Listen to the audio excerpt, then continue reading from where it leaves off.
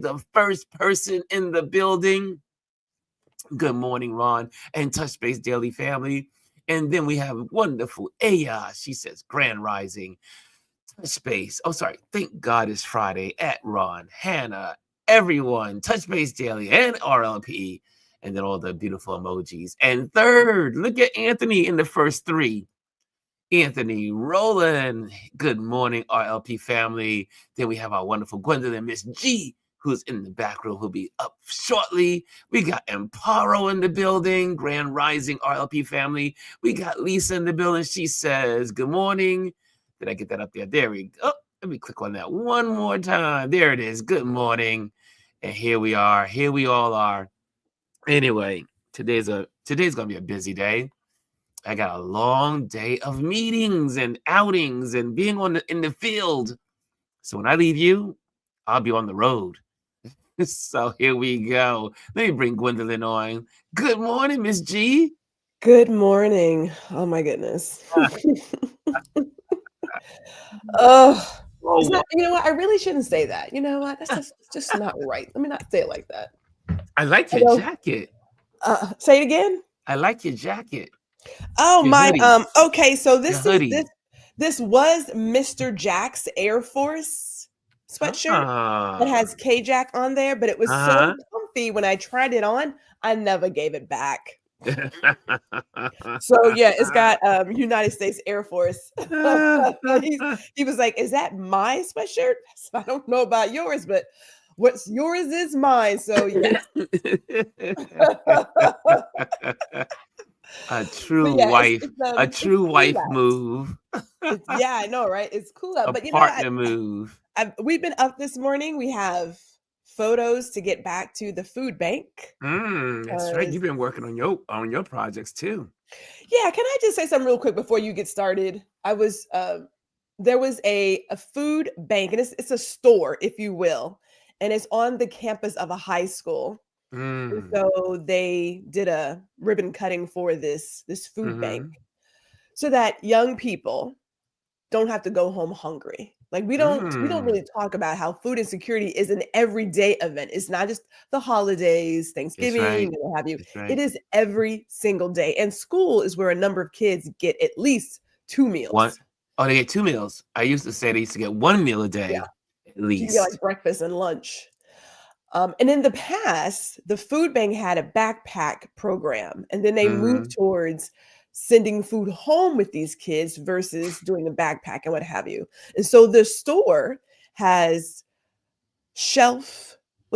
long shelf life foods, so dry goods, that kids can come in and shop like they would shop any other store and take these groceries home.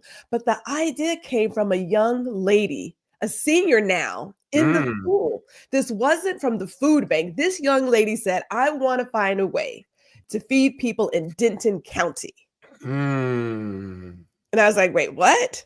And they said, hey, can we just start with the high school first? And then we'll see about doing other stuff. So I had the chance to chat with that young lady and 4 others. And I said, so all you guys are leaders. Are like, leaders? No, we are by no means leaders. No, all shy and stuff. And I said, look, leaders lead.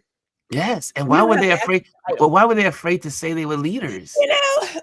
Society has a way of making kids feel some kind of way. But I said, at the end of the day, you young ladies who are going to maintain this place, you guys have left an impact that you won't even see or feel for years to come. You'll never know the lives you have touched because you want to help somebody else put food on the table.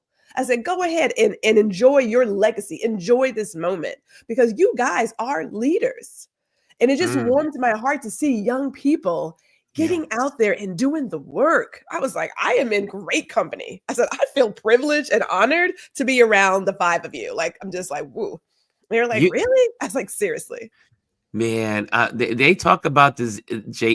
These are Jay. Are these the Jay-Zers generation? Jay-Z. I believe they may be Alpha. Gen Z. Yes, that's what Carmen was talking about. She says, "I love y'all, Gen Z." Yeah, I think it's Gen Z. Gen Z comes to Gen Z. They were how old were they?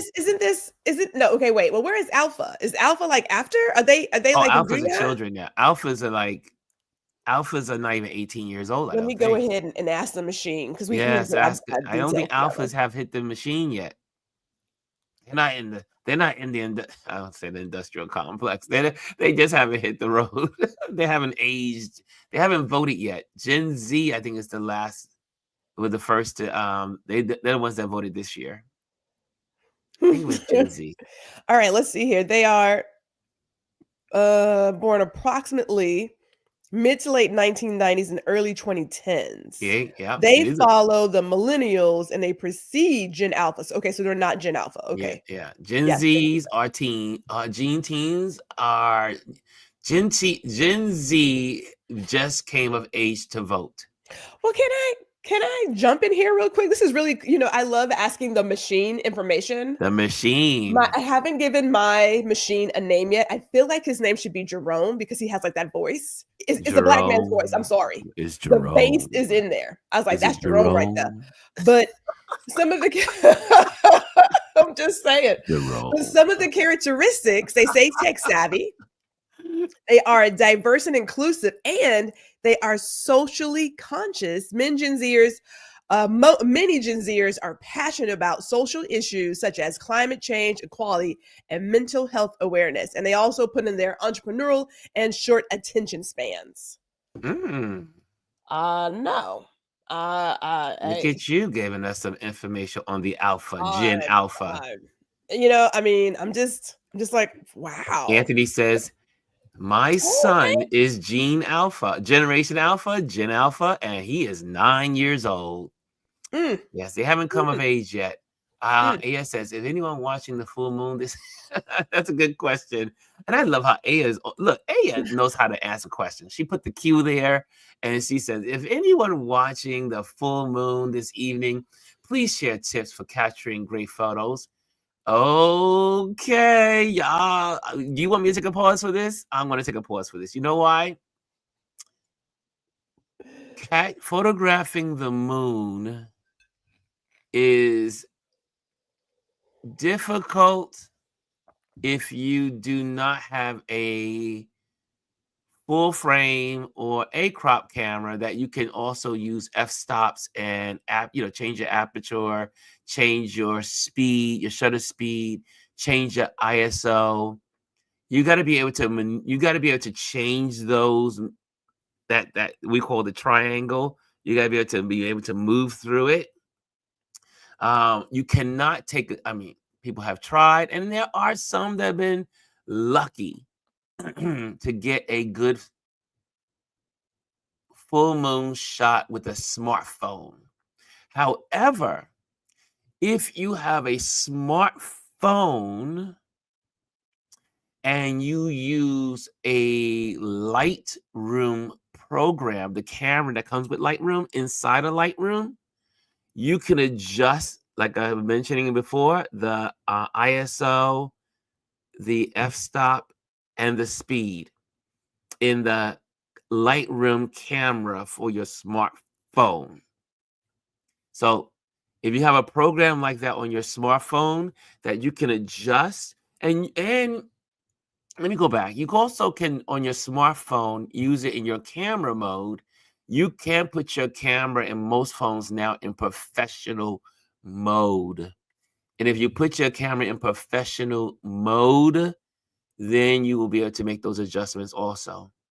But the best photos of the moon are used with DSLRs or mirrorless cameras, full frame, crop frame, but the full frames are the best. And the reason, again, you have to have your speed at least at like 350. Just give you some hints. Okay, so your shutter speed should let me get that right. Shutter speed should be about 350, and your f-stop, if you can get it around f8, but you're gonna have to crank up your ISO. That is the best way to get it. But there are many other settings depending on, again, how bright is this moon? Where is its position? If it's setting, is it rising? Is it up high? Those are all the things that are going to change the factors of your settings. Aya, does that help? So let me know. Let me know. Any other suggestions out there by any of our other photographers? I see Tom says shutter speed is like shooting daylight since it's daytime on the moon. It's right. So again, you have to adjust your ISO. All three, I mean, one you say, we'll do a class. Oh, that may be that's a more extensive class. Sign up for my program and you'll get a lesson for that one. Because when I teach it, I teach it in 3 parts. I teach ISO to my students when I do tutoring. I teach ISO, I teach speed, and I teach aperture. And then I bring them all together, and then they get to see the triangle. And you get to see that if you go onto Google and go for exposure triangle, I think it's called the exposure triangle with aperture, ISO, and shutter speed, it'll come up as a triangle, and they're all in relationship to each other. When you adjust one, you adjust the others. So it's like they're all related, but you have to, when you make one adjustment, you're usually adjusting something else to make sure everything's working well. Well, if you can't adjust, like say for example, if you can't adjust one thing, you can touch the other 2 or one of the 3 to make the same impact. And Anthony has another. If you had film, film is like if your film is set to, let's say, 200 ISO. Well, it's 200 ISO. Yeah, that's gonna be low. So I can change my aperture to get the same impact, or I can change my shutter speed and get the same, so you can. But once you know how they're all related, then you can do the math in your head. Yes, Monavin is our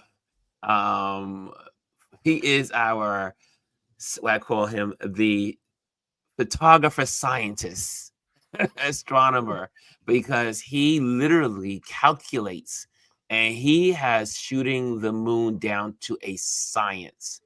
And so if you want to go to his page, look up, I'll put it in the, I'll just add it to something that we'll look at on today's Focus Friday. So we'll put that in there. I'm going to look that up right now for you. But yeah, also Anthony says, yes, if you can use a tripod. Yes. Yeah, tripod.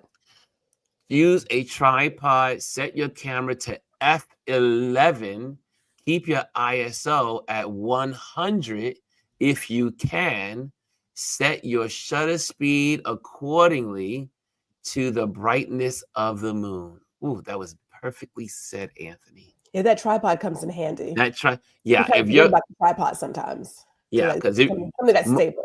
Most of the time you need the tripod. Most people don't have a tripod. But photographers, most people that are not photographers don't have a tripod. What's so funny that you say that? We who do photography, there's like, not 12, but there's about 6 of my I got 6 tripods in my drawer. I have like drawer on the wall. I got tripods everywhere. Yeah. But most people that are using their smartphones or using a hobby camera or just getting started, they don't have a tripod. But yeah, tonight is going to be the largest of the supermoons and the 4th of this year, and it's my favorite moon. It's the Beaver moon. I don't do a lot of moon photography. Oh, I've taken moon photography. I don't know what that's about. Would you like to see one? Maybe I should go pop one on the screen. While you're looking for one, while I'm looking for moon shots, you can talk or something. I don't do a lot of moon shots. You don't? Why not? I do not. Now, keep in mind, I don't do a lot of landscape photography. I do a lot of landscape photography on film, but with my own camera. No, I don't. I think the moon is beautiful. Like I love to look at the light and how how it goes against different things or how it sets up the sky and that kind of thing. Mm-hmm. So looking at it, yeah, I'll sit outside and look for days, but for me to take my camera out and get into that, I don't, no, mm-mm. I know, right? But I'm That's also the photographer that doesn't talk about photography on a consistent basis. I was like, okay, because it's a job. I mean, for me, it's it still is a a job, job. and I It don't is. like talking about my job every single day of the goddamn year. So See, for me, it's my life. I love it is photography. not. I It is love not. photography. I do it everywhere. Well, okay, so good point because when I think about what my job is Mm-hmm. creating a community and safe space for other people that brings them joy, Mm. inner peace, and what have you. I do that through different outlets. Photography is one of my outlets. Well, here is something.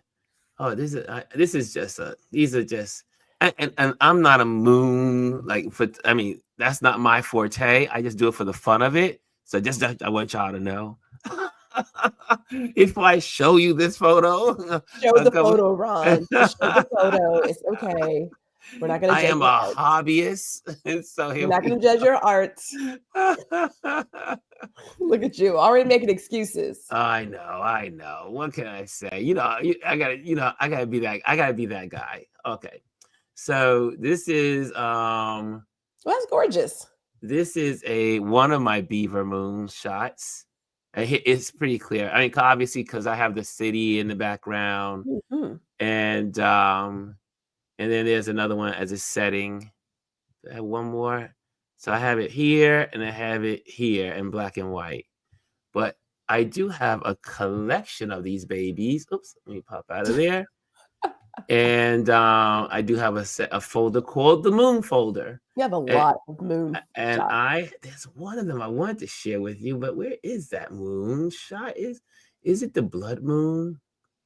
Man, I did get maybe. a blood moon shot once out in Austin after a horseback ride. That was awesome. But like I said, it has to touch me. Other than that, I don't go out shooting the moon. Yeah, I mean, see, this one, I mean, my ISO was wrong. Like I said, this is I leave this for Madavan to do. I mean, but I try. I keep attempting. I think this is when I first started attempting to shoot the moon, and so that was a good question that you gave us. But I think there was one of them that really came But out those really are pretty great. cool. You know, if I may just make a comment on Oh, your comment, here's one of my favorite ones. But that's that's like nice. I like that that one a was lot. like, and you got the heat.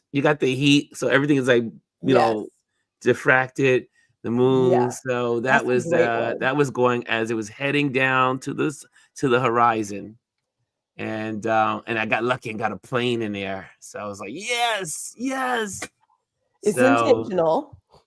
it was intentional and went perfect. But your photography and you made a comment that a lot of other photographers and creatives often make. We will have people that do amazing work that we value and we admire. And when we Mhm. do our own version of it, because we all have our own voice, we immediately go to a place of, well, it's not as great as so and so. So maybe I was like, no, your art is great where it is.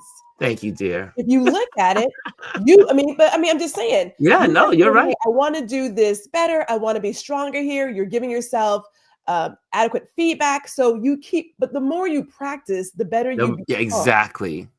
And so every time I get That's these great. moons, I get excited because I use the buildings as backdrops or It's good forward composition. drops, Yeah. and so I just go through them, and you'll see like Those are I'm great, Ron. yeah. So I mean, this is what me playing with the moon, and I literally have it's so interesting that I posted some of these. I posted two of these photos on Instagram randomly. And one person would say, "Hey, can I purchase that for my bedroom? I want that nicely framed." That's what I'm looking for my other beaver moon that the person bought. It was really cool picture. Well, because I'm actually listening to you, I Yeah. would suggest that all creatives get to a place of playing again as if they were kids. Like we had such imagination when we were children. Here's So we another would cool go out one. and play with all kinds. God, that's awesome, Ron. We would go out and play with all kinds of ideas. And then as we become adults, we lose that creativity and we Yes. start second guessing ourselves and hoarding our art to ourselves. Share your arts, share your work. just put it out there. Just put it out there in the world. You never know. I mean, again, we are more. I am more of a critic. I am a harsh critic of my own work, but that's normal with all of us, creatives. Most people are.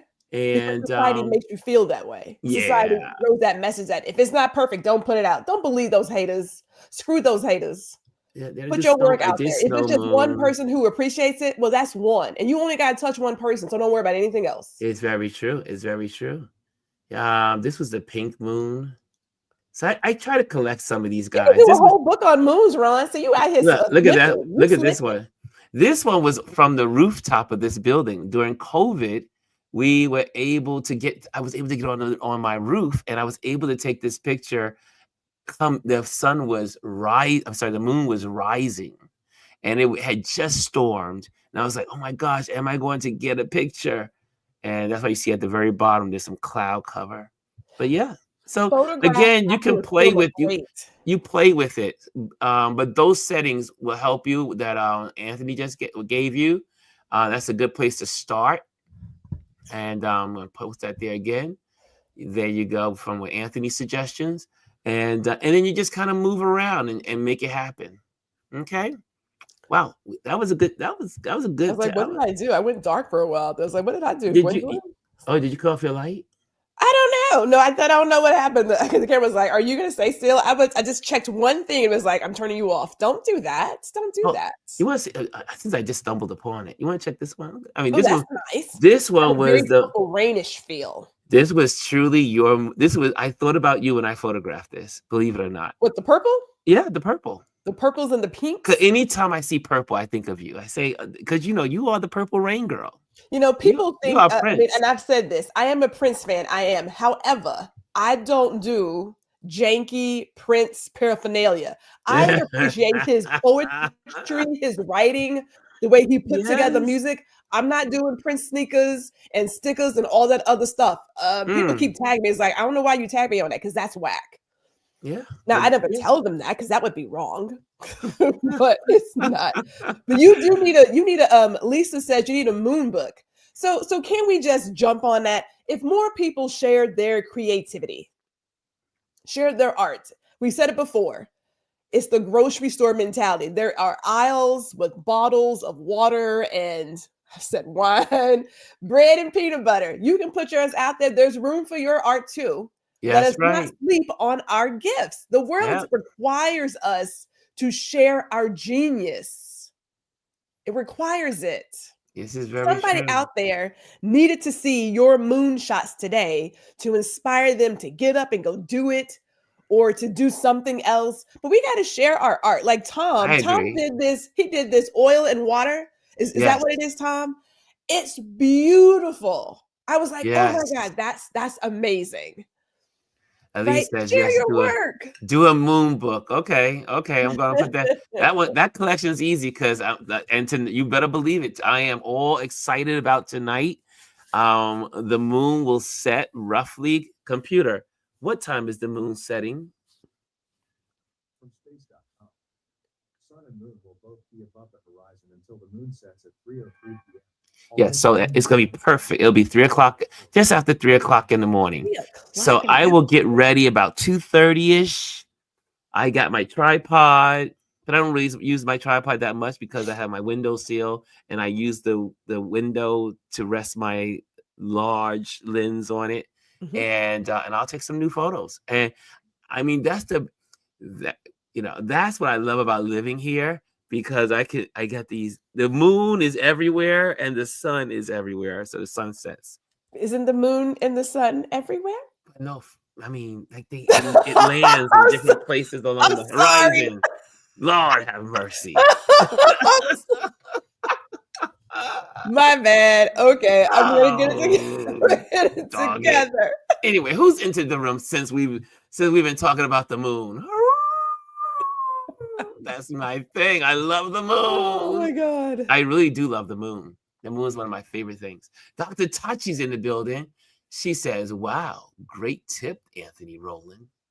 And speaking of Anthony, did you find Dr. Tachi on wonderful Blue Sky? I sent you the link. Yes. And speaking of Blue Sky, for all those folks out there that no, before I go there, I want to give you guys some tips. I'm gonna lay low and just greet some folks that walked in the building. Okay, Tom is in the building. Yes, and if you're using a long lens, any slight shake will show. Use a mirror up and a trigger, or use the timer so you're not touching the camera when the shutter does its thing. Yes, Anthony. Okay, Tom is in the building. Kim is in the building. She says, although not a serious photographer, maybe one day these tips are 100%. And I see in the building, obviously, Elise came in the building. She's in the back room. She's going to be coming on soon. And who else is in the building that walked in? Okay, I see all the postings. I see everyone here. Tom says, I love the optical illusion when the moon is just rising and looks huge. An interesting foreground with moon never gets old. You know what, Tom? That's my favorite part of the moon, is when it's setting and when it's rising, is because it's so huge. And I'm like, oh, it looked like I just get on a plane and go there. However, it's so far away. Do you know the moon? I think the moon is a 2-day journey or a 3-day journey by spacecraft. I never thought about it. Computer, how long does it take to get from Earth to the moon on a spacecraft, modern spacecraft? Oh, boy. According to an Alexa Answers contributor, it takes about 3 days. 3 days. I know. Yeah, there we go. 3 days. 3 days. I mean, the fact that you thought about going to the moon, I'm actually quite impressed. I used to be a space cadet. I used to be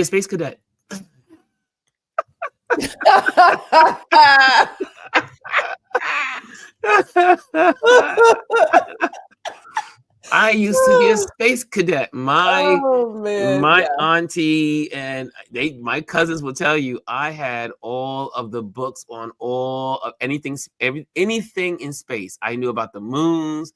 I knew about every planet. I knew their distances. Now I can't remember all that stuff, half the stuff. But when I was a kid, I knew everything about space.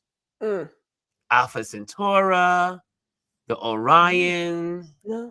Yeah, ladies. I mean, I've heard about Orion's belt, but I think it's from Orion's belt. I don't know if it's is that real? Yeah, I just know it from the movie. Well, here's a little factoid. Here's a factoid for you. A fact for you. A fact for you. Did you know that the 3 stars in Orion's belt are perfectly in alignment with the 3 pyramids in Egypt? In Egypt, the 3 oldest pyramids that, well, technically speaking, we don't know if it's exactly the 3 oldest because there's so many more on the earth that have been built upon on over and over and over again. Anyway, I don't want to get into that. I'll draw me into that documentary. But did you know that they are perfectly in alignment? They're only off by less than something like 0.000 something percent. They are in perfect alignment. So how did they build those pyramids? Whoever knows, centuries ago. And they had the science to build them in the exact positions of the 3 stars in Orion's belt. Well, wasn't a lot of things done by using the sun and the stars? Yeah, but to get it perfectly in alignment without... Well, perfect isn't really perfect. Well, 0.00, I think it's like 0.0 or 0.099, something like it's as perfect as perfect can get. Perfect as perfect can get. Yeah. Like who my brain doesn't go. I mean, like, my brain goes to other places, but that's not one of them. I'm that guy. I am that guy. I am that guy that goes, I am that person, but it depends what the topic is. my in terms of like stars and moons and stuff. I think more about the stars than I do like the moon, some of the planets. Let's I mean, bring they Elise. Let's bring Elise into yeah, this bring Miss conversation. Elise so we're gonna get to cosmic energy. And I like that. Let's bring Elise into this conversation. What's going on, Elise? Look, life is life, and right? The world Right? is still turning. Right? I mean, but is it? I mean, is the my buddy was here last. He got out of church. He on Sunday swung by. Oh no, it was Monday. It was Veterans Day. He didn't have to work. No, it was Sunday. He didn't have to work the next day. So anyway, he came by, and I had my documentary on. I'm looking at all the ancient pyramids, and I'm learning about all the different pyramids around the globe. I'm learning about the cities that are buried under the Amazon, like under the tree brush. Like people cannot see it because of the tree, so much greenery and trees. But we have something called LiDAR. I think it is called LiDAR, where they can now look through the tree cover and see all of the roads and structures under the canopy of the trees. Fascinating. Anyway, that was my pyramid. I was in a pyramid moment. Well, the pyramids are fascinating. People still can't figure them out. They can't figure out why. They can't figure it out. How did they do it? How did they do it? It's those ancient African mathematicians. They look and they were traveling and they were doing things way before we thought people can do it. I mean, you're talking about more than 12,000 years ago. But geometry was birthed. And we don't even know what the world was like 12,000 years ago. We know geometry existed because they. Yeah, we know. The sciences had to exist because they used it. I mean, they were traveling the oceans, navigating by the stars. I mean, 12,000 years. They used to say, "Oh, there were no intelligence past 5,000." Some of the folks that only believe that there's only 5,000 years of history because that's what the Bible says. It's like, as in the history that's documented, but they can't see beyond that. There were dinosaurs. I don't want to incriminate anyone.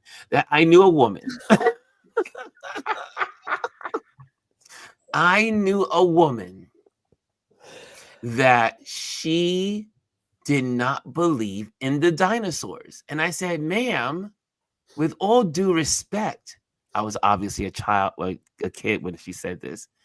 I said, you do know that we just went to the Museum of Natural History and those bones are right there. We could see the bones. They're right there. There were dinosaurs. Oh, they made that up. That's not real. I was like, and she didn't believe. She did not believe that people went to the moon. She did not believe it. She thought it was all staged. I said, you know what? Now that I'm older, I said, you were part of the Tea Party. And you didn't even know it. You were an early settler of the Tea Party. Anyway. I know someone who doesn't believe we went to the moon. Yeah, there's some people that don't believe that we've been to the moon. Yeah. Yeah. They stay so much out in the desert.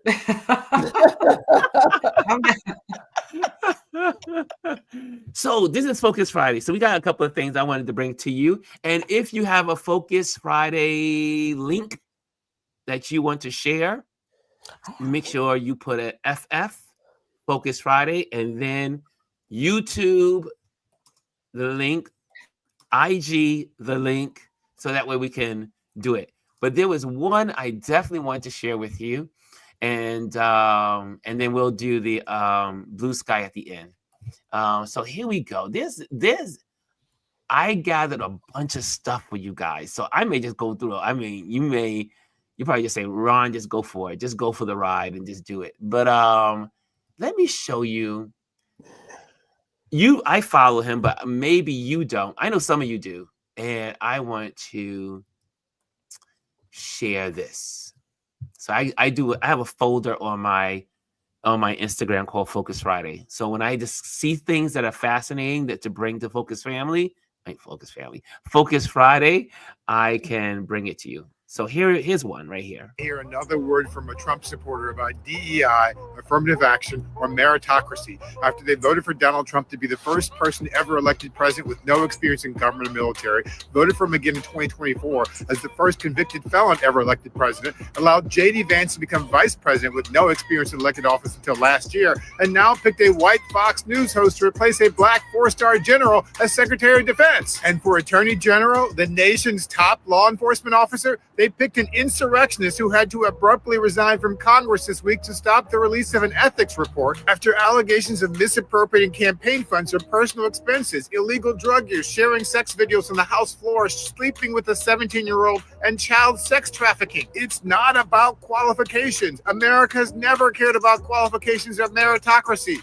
For white people, they only bring that up with black people, women, and any other group of people they dislike at the moment. If you're a straight white male or politically conservative, they couldn't care less about your qualifications. And don't give me any lip about women and people of color in the Republican Party. They are an afterthought who only exist to own the libs and must subscribe to the GOP's hierarchy of patriarchal white supremacy. This is how Republicans play identity politics. If Democrats get a woman, they'll find a woman. If Democrats get a black person, they'll find a black person. As long as the woman or black person follows their narrow conservative political beliefs, their qualifications don't matter. That's why they picked unqualified Clarence Thomas to replace the legendary Thurgood Marshall in the Supreme Court in 1991. Why they picked unqualified Alan Keyes, a random black guy from Maryland, to run against Barack Obama for the U.S. Senate seat in Illinois in 2004. Why they rushed to find unqualified Sarah Palin from Alaska after Senator Hillary Clinton got 18 million votes in 2008. Why they rammed through Amy Coney Barrett after only 3 years as a judge to replace the legendary Ruth Bader Ginsburg in the nation's highest court before the presidential election in 2020, and why they picked retired football player Herschel Walker to run against Senator Raphael Warnock for U.S. Senate in 2022. Vice President Kamala Harris had federal, state, and local experience and worked with all three branches of government, and they still called her unqualified. Justice Ketanji Brown Jackson graduated from Harvard undergrad, Harvard Law, clerked for Supreme Court Justice, served on the U.S. Sentencing Commission, a federal district court, and a federal appellate court, was the first former public defender to join the U.S. Supreme Court, and had more experience than any other justice in the court when they were nominated, but they still claim she was unqualified. They called the duly elected mayor of Baltimore the DEI mayor just because he was black and happened to be in office at the time of Bridge Collapse. And they called Biden's entire cabinet a DEI cabinet just because he picked experienced, qualified leaders who weren't all straight white men. This is the delusional brainwashing of white supremacy. And for the Tim Scotts and Byron Donalds and black and brown enablers who occupy the lowest plank of the totem pole in the Republican Party, don't think they won't come for you if you ever dare to grow a backbone and step out of line. To paraphrase Jay-Z's use of the N-word in a way that won't get me censored on this platform: light black, dark black, faux black, real black, rich black, poor black, house black, feel black, still black. Love him. If you have not seen his page, let me just get that. This is Keith. Just bring up his page so you can see it. It is Keith Boykin.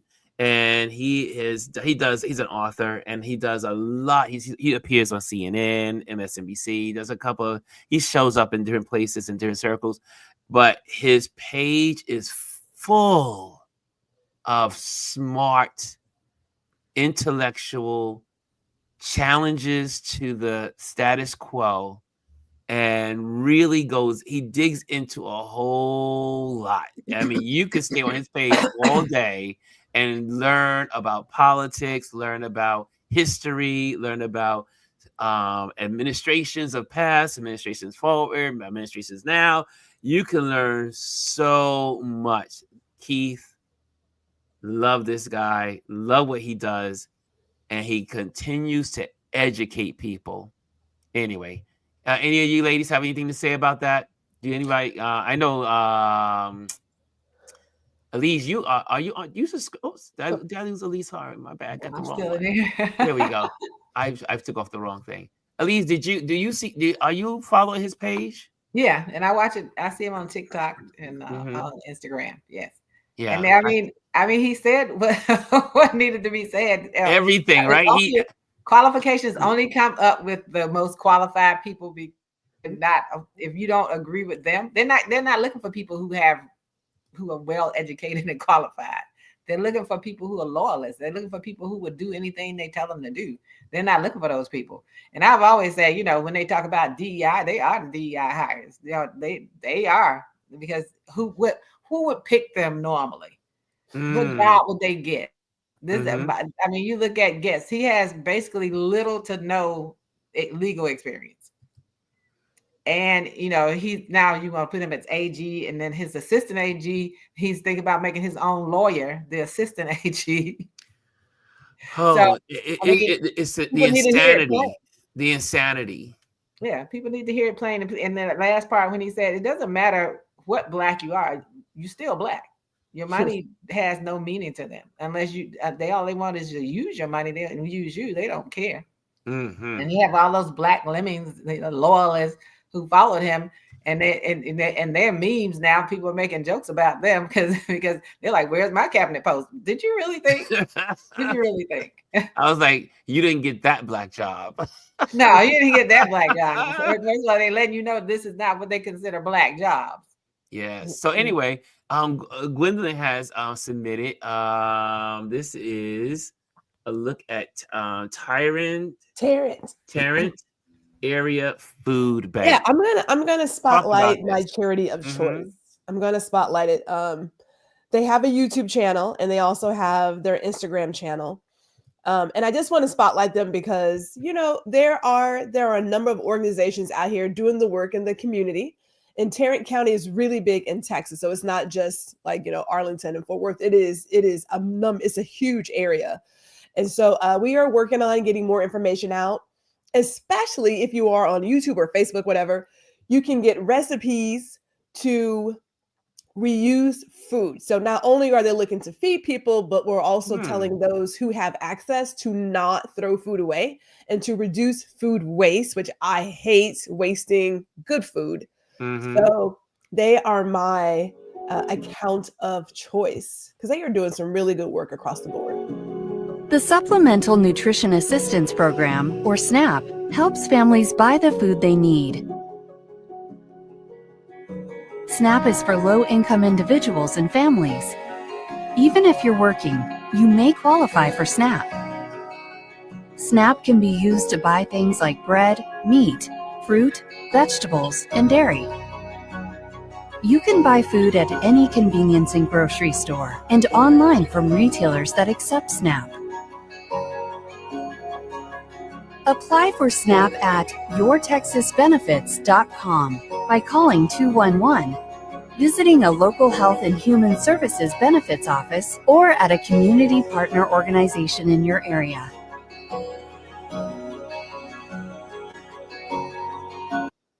That's really May I add cool. one last thing Yeah. before you move on to the next? The one thing that they really do focus on is that they know that food insecurity for some people can be embarrassing. And what you don't want to do is make anyone who needs any assistance to feel less than. So the events that we do, the mobile food drives, the stores inside of schools and other places, they make sure that the families still have the dignity that they've always had when they come in there and shop. Mm-hmm. So how did you get connected to them? Okay, so as I told everybody before, during my stint of being homeless and being food insecure, you know, sometimes you need a little help here and there. And it's anything that really brings. Hi, everybody. It's Viviana Mendez. You in the South.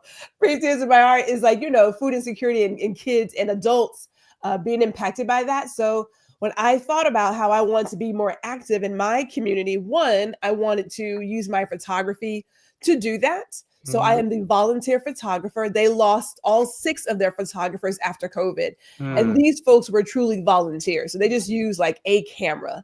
That's not what Gwendolyn goes to work with. Gwendolyn works with her real deal tools.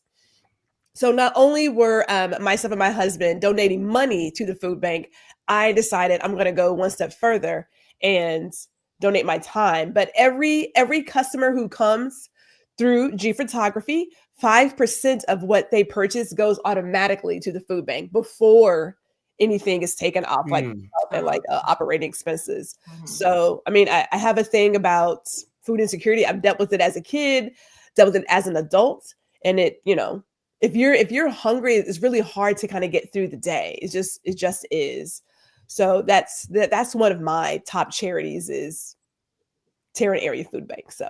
Yeah. Wow. There you go. I think, you know, we have to be prepared for more of that Yes. in the coming, at least for the next 4 years, because of the places that are not they're going to discontinue programs. It's like the breakfast programs and things like that. We have to be conscious of where that is in our community, because, even though the lunches are horrible, having them have to struggle with, do I pay and do I have the food to send with my child is going to be a real issue. Like currently my granddaughter's entire school is Title I school. And people don't understand the importance of Title I, right? So Title I, they get their breakfast, they get their lunch. And then even during the breaks, they actually have sites that provide food.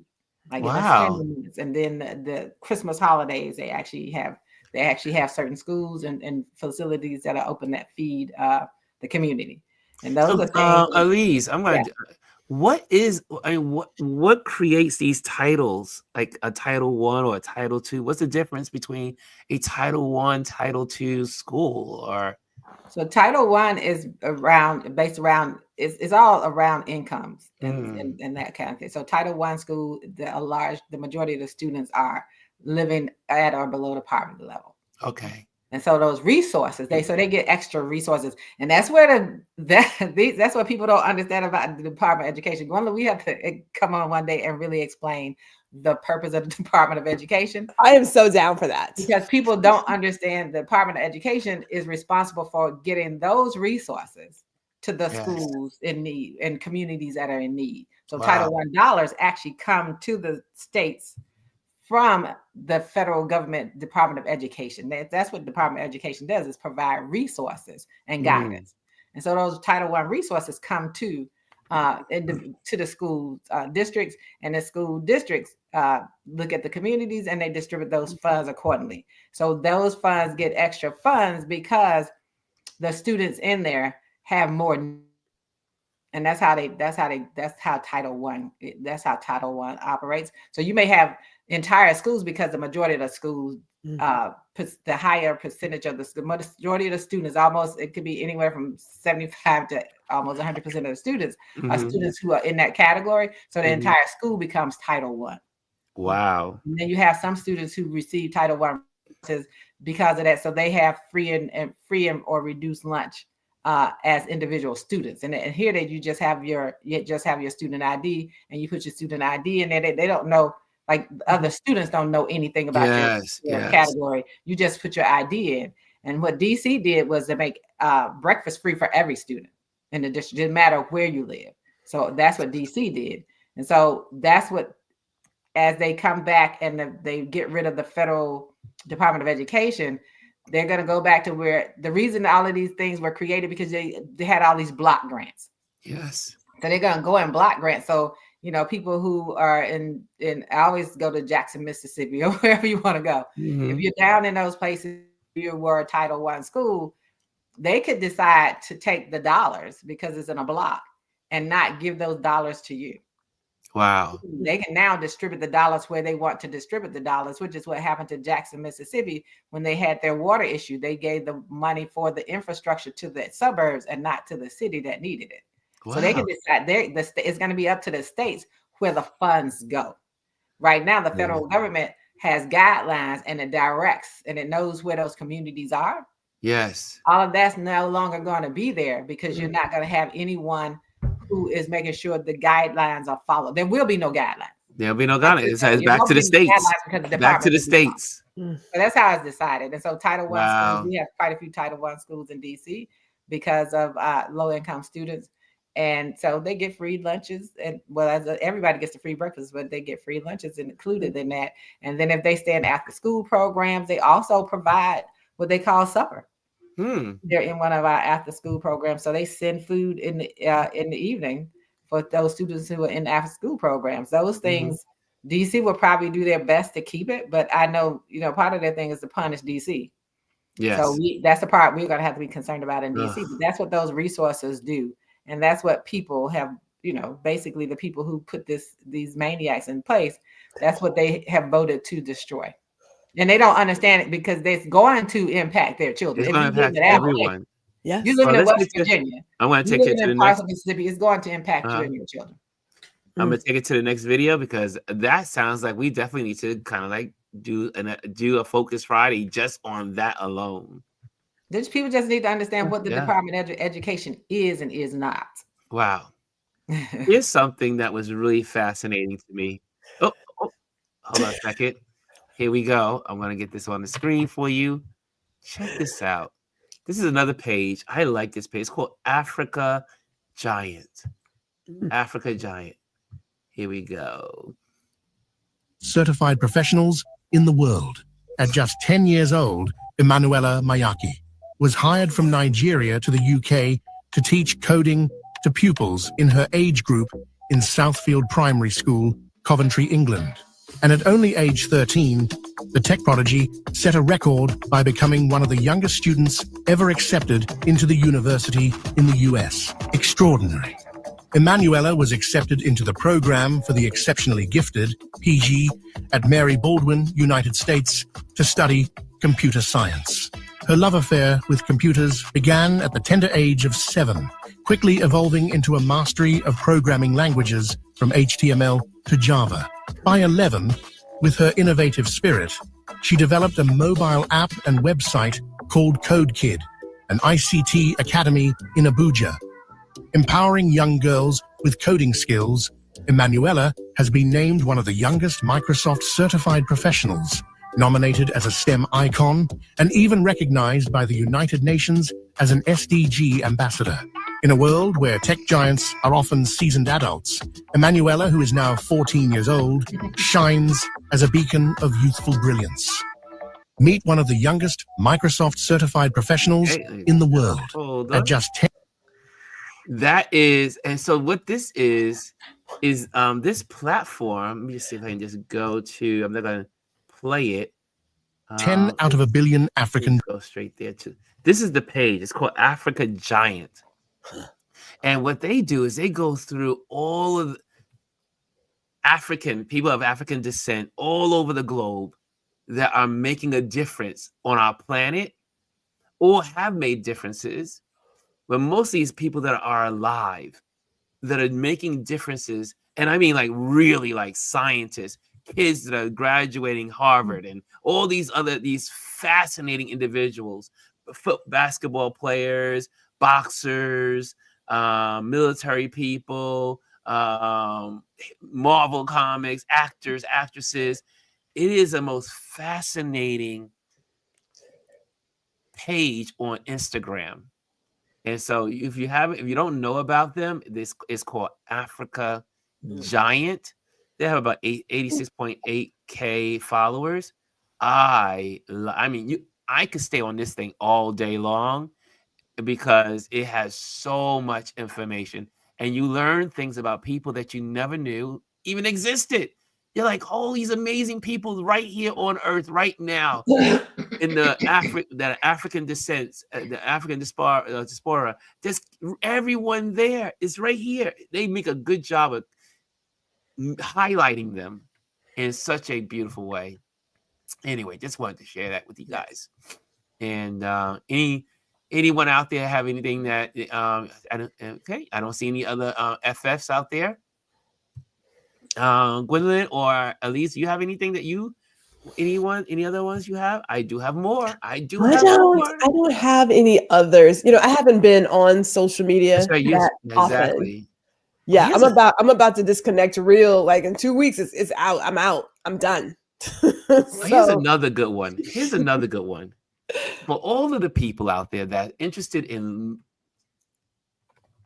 seeing the world from abroad. And since I've been talking about my journey of where I'm ready to go, I said, I've been doing my research and coming across some incredible pages. This one is one of my favorites. You're not depressed. You just live in the US. Hear me out. It's not just you. The food in the US is filled with chemicals, pesticides, and toxins that can make you feel sick and sluggish and unmotivated. Adding on to that, let's not even talk about the skyrocketing decline in mental health and the constant mass shootings happening in schools. It is so easy to feel trapped and depressed when this is all happening around you. And then people make it seem like it's normal. But here's something about the US that no one talks about. Geographically, the United States is one of the most isolating countries. Let me show you. The US is right here, far away from the rest of the world. To experience beautiful countries like Europe, Asia, Africa, Russia, China, you're looking at about an 8 to 25-hour flight on a plane. It's no wonder why everyone just goes to Mexico for a quick vacation. But you're missing out on these beautiful countries because, I mean, I don't blame you. But here's something they don't want you to know. Making Europe your home base unlocks the rest of the world. You can hop on over to places like Paris, Germany, Spain in a quick 2-hour flight. This is exactly why I made Europe my home base just 12 months ago. And I've been able to travel and live in over 7+ countries the past 6 months. It has completely changed my lifestyle, the way that I see the world, and how quickly I can travel to bucket list destinations that fast. So if you're ready to make Europe your home base, comment news in the comments. I'll send you my free guide. And you can also join over 50,000 people taking the leap. And her page is Michelle the Lux Nomad. And this, I mean, her page is so fascinating. She talks about getting visas, how to get your visa, how to travel, how to, if you want to take time off from living in the US for a year and traveling different places around the globe. She lays out all this information. I mean, it is, again, she is doing her thing. She started her journey in, I think, November 2023, and she has been on the road doing her thing. And it's so good to see her.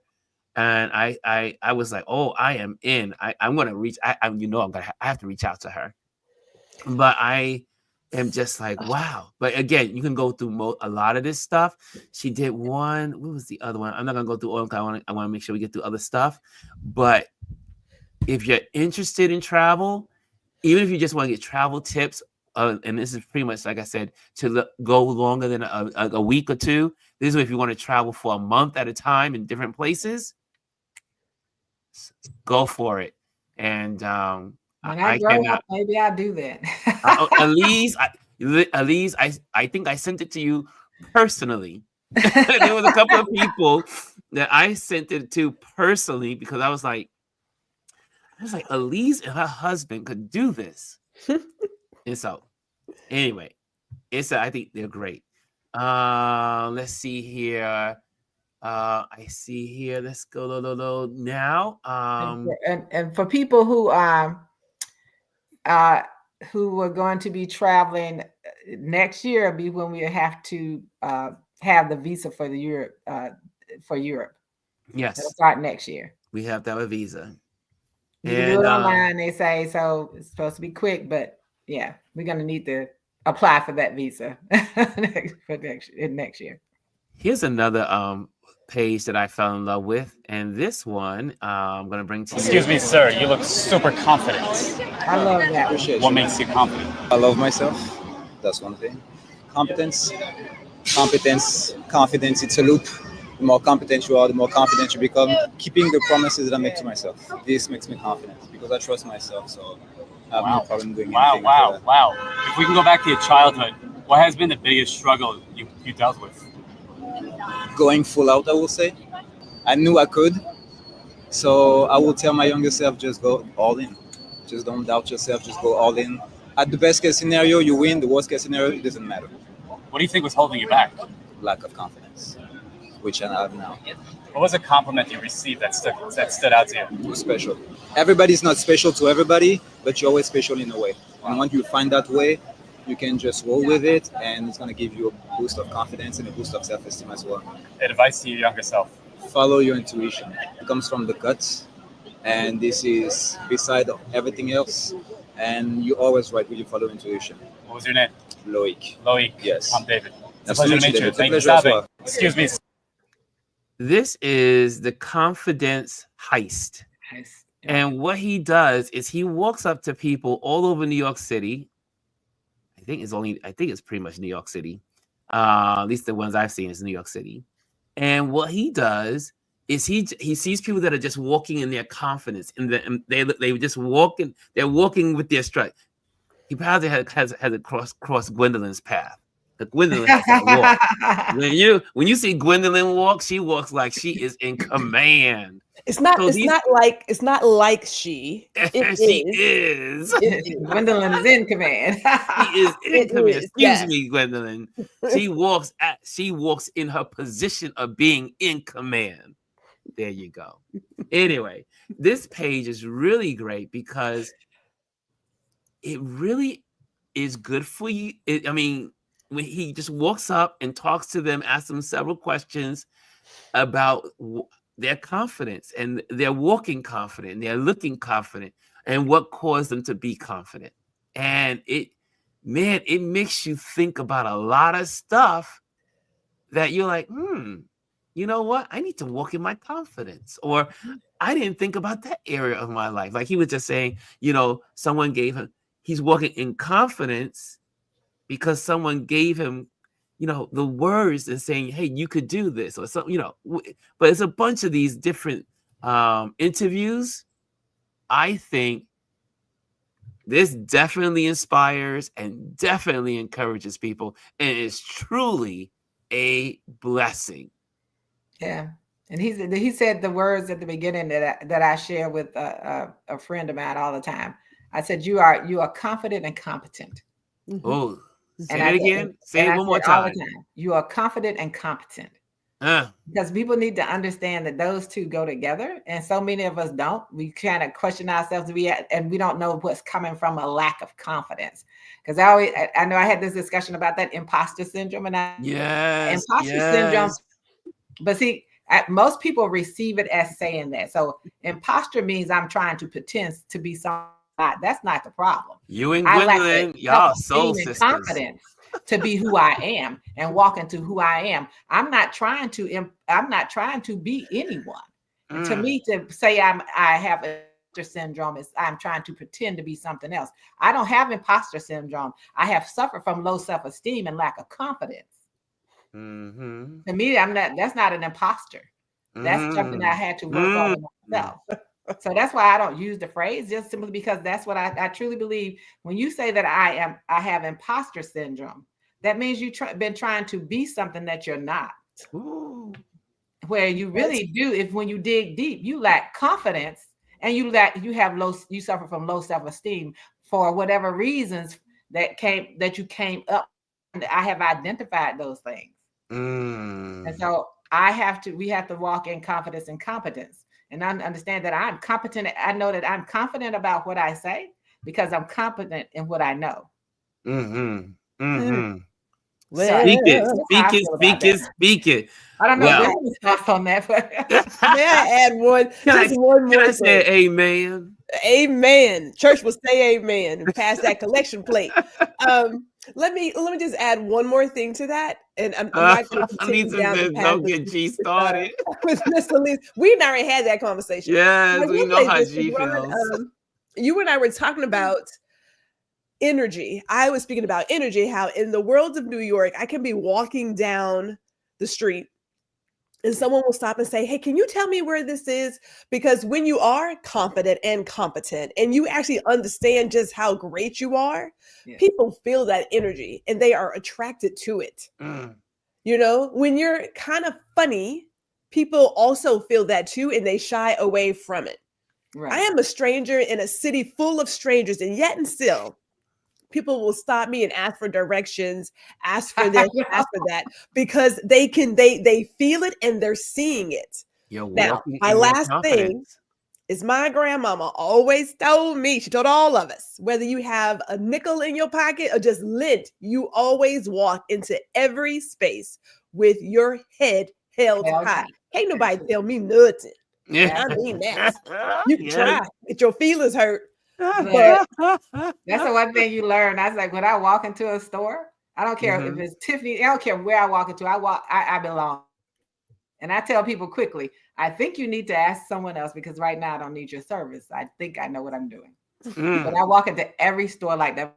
That's my kids crazy. It's like, I walk in here because I belong here, not as if I belong, and I know I belong there. You better tell him, Miss Elise. You better tell him. Because we can't underestimate ourselves. But something I've learned from both of you. Words matter. Yes. Oh, absolutely. I always knew words matter, but you guys given me, you two have given me another level of the mindset of the words we speak. I walk around with confidence all over New York. I know I'm a New Yorker. I love New York. I'm one of the best New Yorkers in New York. So I'm like, that's how I walk around. I go to the opera. I go to the museums. I go to the galleries. I go to the events. I go to A-list events. I go to B-list. I go to no Vincent. Like the bottom events. I go everywhere. I'm a part of the city. I love the city. I love people like Ron. You're this place and that place. How do you do it? I love the city, and I walk into the rooms I changed that word, like I belong. I walk in the room because I do belong. So it's a matter of changing those little nuances in our words and how we describe things. How we speak to ourselves. Right. How we speak to ourselves. Like we spoke about listening. Yes. But it's not just, again, it is the words you choose to use, even for yourself. Right. Like even for yourself. When people say, well, it's like, no, it is or it isn't. Which one is it? Right. And that's And that's what I was gonna say. The most important words are the ones you say to yourself. Ooh, those are the most dangerous words in the world. No one can tear you down like you tear you down. So you have to look at the negative self-talk you have, because that's what really brings us down. And I stopped saying I believe and started saying I know. See, I stopped saying I started saying I am. Think. Don't say I think. It's like I am aware of. I am sure. Right. There's a difference, but we have to hear ourselves as well. Like your competence is your confidence. People think that people think that using like vulgarities, what's termed as vulgarities, is awful. No, stupid is awful. Yes. Dumb is awful. Oh, I hate when I see a parent those are do it. worse than saying some of the stuff that I've said, because I didn't say something. Let me tell you all a funny story of what really convinced me we should say I know and not I know and not I believe. Watching the Book of Clarence. Oh, really? Really? That was a good movie. because he kept saying knowing is better than believing. So by the time he got to the end and he spoke to his brother, he said, I don't believe I know. I know. I haven't seen the movie. I started to look at it. You have to watch it. I haven't finished. I haven't got past the first 20 minutes of it. I was on vacation somewhere. Okay. You have to watch it, because I think that a lot of people saw some of the trailers and probably misinterpreted what it was about. But I think the most powerful statement he has in there is I believe, I know, and knowing is stronger than belief. Because belief still leaves room for doubt. Yes. Knowing, well, anyway, I'm gonna have to confidence. It is 11:10. I'm gonna let everybody go because I got a meeting in the city got to run to. And this was great. Again, we got some good. I'll put some of this stuff in the description. Brian, I wish we could have brought you on. I know I see you in there. I'll just bring you on to say hi. Hey, Brian, but I'm gonna let you go now. I'm gonna let everybody go. Hey, B. And Mr. B is in the room. Okay, so I'm gonna let you guys go. Thank you all for helping. Thank you. Have a good weekend. And I'm gonna also just give you these last. Oops, I'm gonna pop off here and pop off there. Okay, I need a producer at some point. Okay, here we go. And I would just want to also share the last thing with you guys. And thank you for all of you who have joined me over in our wonderful Blue Sky. You probably saw me put out there Blue Sky yesterday. I really put a little campaign on my page and let people know that I was on Blue Sky. And you're probably saying, what is Blue Sky? Blue Sky is now the new platform. It's been around for a bit, but it's where everyone's going that wants to get away from X or Twitter, formerly known as Twitter. And so I've been having a great time. I've been meeting so many photographers and connecting with other photographers, having conversations, because guess what? We're all starting out at zero. We're all starting out at 0 followers, and it feels so good to just connect with people. So if you want to connect, you are able to find me on Ron. It's just me at Ron Foster, and it's Ron Foster BSKY social. But on Blue Sky, I've been sharing all of my old photos from my travels on this platform. And if you want to see that, that's where you'll see most of my photography that I don't get to share on Instagram. And Instagram is pretty much just like my connection of just like a little mini portfolio. But this is where you'll see a lot of the photos that I've taken in Africa, in Iceland, and different countries around the world. And you'll see all that kind of photography there that I'm putting in every day. And I'm meeting new people. I'm having chats and conversations, and it has been really cool. Like I just see some more folks that just like it. Some of my work that I put out there. I just put out this one today. And so there's a couple of people out there responding. I saw it looks like someone reposted it. And so again, and then having these great conversations with so many people, introducing myself to them and other photographers. Guys, this is a great place, especially for photographers. If you are just starting out in photography, go over to Blue Sky. It really is a great way to meet other photographers, even if you are a hobbyist photographer, because there's lots of photographers on here that are just hobbyists. They just want to hey, I'm not a professional and I just photograph on weekends, but they're here and they're having conversations and they're getting to know other people and meet other people. And I mean other photographers. So guys, do it. It's so cool. Like I said, when I started, I had 0 people, right? Zero followers. Now I got 41 followers, and you'll just keep growing. And can I give you a suggestion when I'm out of here? The suggestion is, 1, make sure you put a banner in. And maybe what we'll do next week is we'll go over this and how to set up your page. So that way, using Canva and using different little tools to make your page look nice and also set up your edit profile. So make sure that's up to par, because you can also put links in. For instance, like you can just go here and you go straight to my link tree, just like that, and then find out the rest of what I do. So there's ways to just set out there and kind of like set yourself up on a new platform. And again, like this one lady, she's a hobby person, she's a hobbyist photographer, and she says, oh, I'm so alone, I'm starting at 0. And I sent a text to her and said, well, I am your first follower. And she sent me a text back and said, thank you so much. That's what it's all about, building social connection on social media. And you get this great opportunity to start all over again. For all those people that were on Twitter and then try to get on Twitter and then try to get into these circles and couldn't get in the circles and then couldn't meet people and all that. This is all starting it's like Twitter is starting from the very beginning, but it's on Blue Sky. And they have a lot of other little interesting, like you can create lists, it has feeds. You can also write in the pictures, and so you can describe your picture to people that are sight impaired.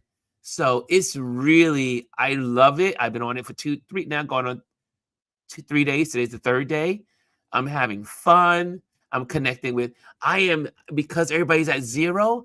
I've also been connecting with some of the political folks like Adam Kinzinger and all the other people out there, and connecting with people that are in politics. It's been really cool to be able to be starting at 0. So, but you won't be at 0 for long.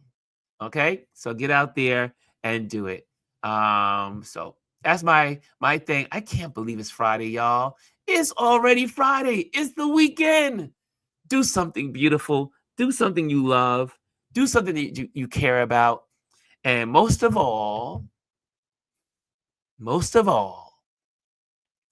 do something that will help you in your own self-care.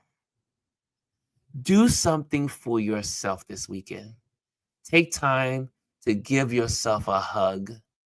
Take time to look in the mirror and say, you know what? I love you.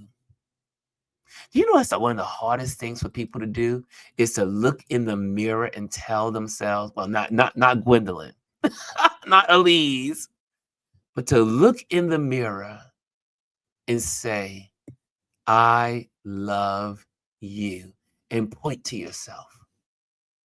Take some time out this weekend and do some real health, some real self-care, and connect with yourself and the people you love around you. Okay, I think that's great. I think that's great. Chrissy says, not me. I love myself. Yes, she does. Just right, Chrissy. Chrissy, I love you, my dear. She says, I practice daily self-affirmations. That's right. I know Lisa does affirmations. Yep. There's a couple of folks in here that do affirmations. Jazzy Jazz, she says, thank you. Jazzy says, thank you. Okay, guys.